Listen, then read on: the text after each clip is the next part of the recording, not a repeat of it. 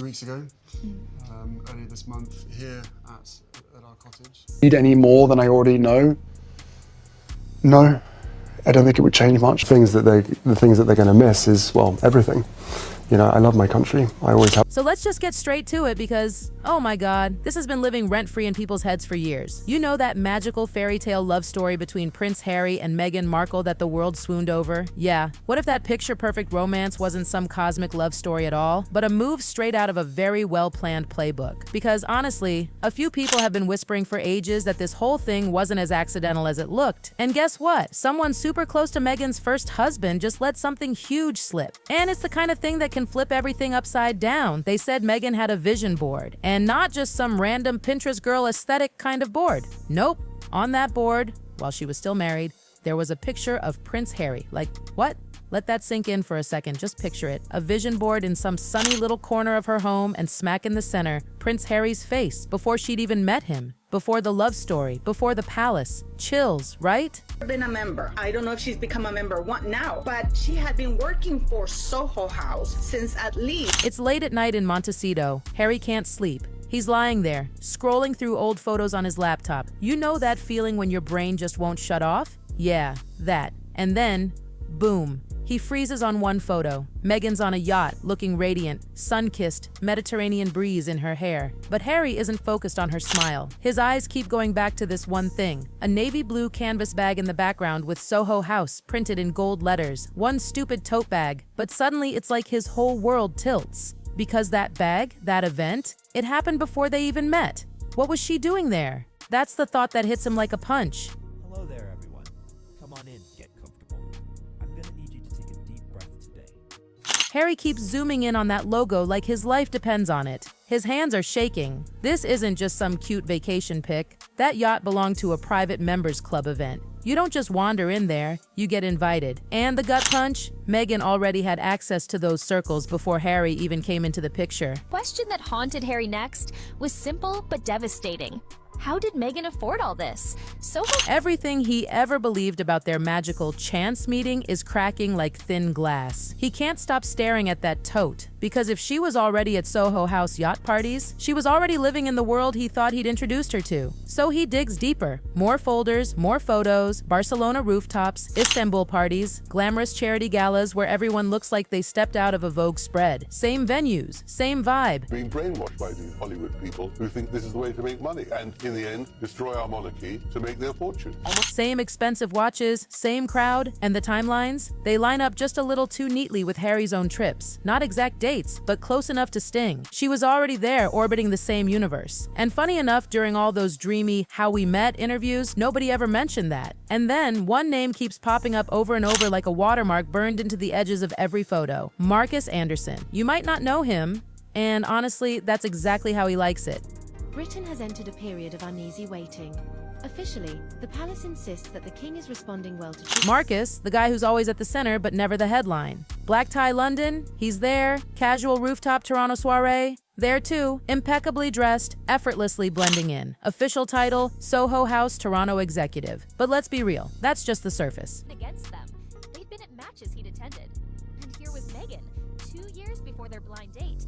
People who actually know him don't call him an event guy. They call him the fixer, the bridge, the one who places the right people in the right rooms at the right time. The guy who can take someone from unknown to sitting beside billionaires at dinner. He's the quiet architect of other people's futures. I believe Jessica Mulroney was a member, along with her husband, of Soho House, not Meghan. Society insiders described his circle as a finish. Need to meet a producer? Marcus has a number. Want an invite to a designer's show? Marcus is already on the list. He's been doing this forever. Years before Meghan even popped up on Hollywood radar, he was building the network, carefully, strategically, and every receipt seems to have his signature at the bottom. Meghan Markle did plan this, but what is new in terms of Meghan Kelly's revelation is that it is... And Harry, sitting alone in the dark with only the laptop glow, suddenly sees it. Every moment that once felt serendipitous might have been choreographed. How long has this been happening? And then May 2025 comes, and bam! A media personality drops a bombshell. Straight from someone linked to Trevor Engelson, Meghan's first husband. Meghan had a vision board, and on it, Prince Harry's face. It's Harry, a man who gave up everything, sitting alone in that soulless Montecito mansion. his phone in his hand. Not after she met him, not during the fairy dust phase. Number. This was while she was still married to husband number 1. And not just any royal. She didn't have William up there. She didn't have some marry a prince cliche collage. It was Harry, specifically Harry. And here's where another detail clicks into place. The night of their so-called magical first meeting, she was wearing Princess Diana's favorite perfume. Let that marinate. How would you even know that unless you studied him, his past, his world? Unless you'd done your homework. Let's rewind to Toronto, Soho House grand opening night, champagne flowing. The who's who of the city packed into one room. And tell me honestly, would a mid-tier TV actress from a cable legal drama normally be there? No chance, not without a golden ticket.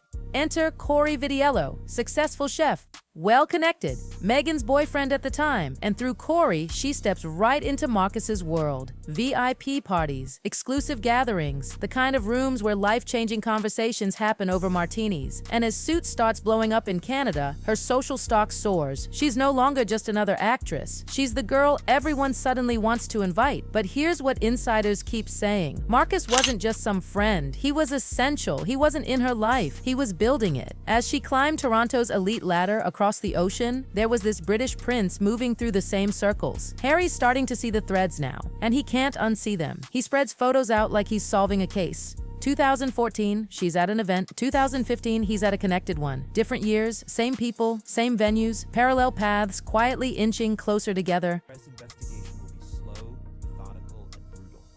This could be the end of everything they have tried to do. And guess who noticed first? Internet detectives. Regular people scrolling, screenshotting, and connecting dots no one was supposed to. They mapped out appearances, timelines, faces, everything. She wasn't stumbling into his world, one viral post said. She was rehearsing for it. Harry's friends notice something's up. He's distant. Sleepless nights become routine. Staff whisper about the light under his office door at 3 a.m. And inside, a wall covered in photos and red strings like a conspiracy thriller. But this isn't fiction. It's a prince piecing together his own love story and realizing it might have been scripted. He starts digging. Who did she meet before 2016? Who opened doors in London? And every thread, every path loops back to Marcus Anderson. Then Harry remembers a voicemail, William's voice, an old warning. Palace security had flagged Marcus, not for crimes, but for being a strategic positioner. William had told him to be careful, to slow down, to think. And Harry, blinded by love, had brushed him off. Jealousy, he'd called it. Now, it feels like prophecy. William wasn't jealous. He was trying to save him. And now, the one question Harry can't shake, how did Meghan afford this life before him? Because Suits money? It's good, but not Soho House jet set designer wardrobe yacht party good. And when Harry starts running the numbers, it's obvious. This lifestyle didn't match the paycheck. Memberships, international flights, luxury wardrobes, $80,000 a year, minimum. And that's being polite. Realistically, way more. But then someone from Toronto spills a crucial detail. Those Soho House memberships, comped, covered, handled. And who oversaw those corporate accounts? Marcus Anderson. This wasn't generosity. This was investment. Someone was holding the ladder while Meghan climbed. And that someone had power, money, and a very specific circle. Harry realizes her glow-up wasn't some magical rise. It was built. And then comes the wedding.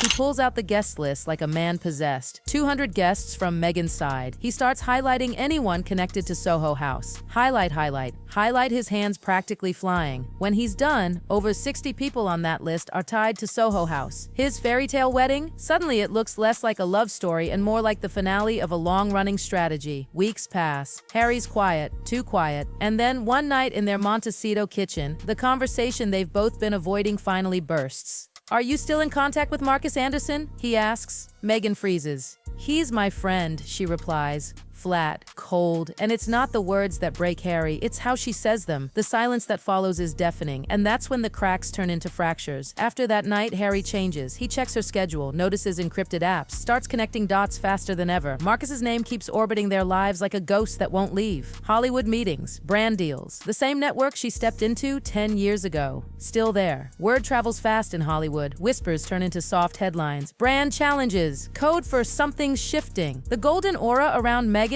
it's dimming. Companies are watching, re-evaluating. The buzz is colder now. Royal watchers start pulling out the receipts. William warned him, they say. He saw it coming. And Harry can't stop replaying that voicemail. Harry's alone with his thoughts, the same thoughts that won't let him sleep. Was it real? Were those moments genuine or staged? When she said, "I love you," was it Meghan or the strategy speaking? The internet is split. Some say he's waking up. Others say he's spiraling, but no one denies it. The man is paying the price. He can't trust his own memories anymore. Marcus Anderson's name lingers like a shadow. Was Harry the goal all along? The goal, or just the best connection someone could make? Nobody's saying. Maybe they never will.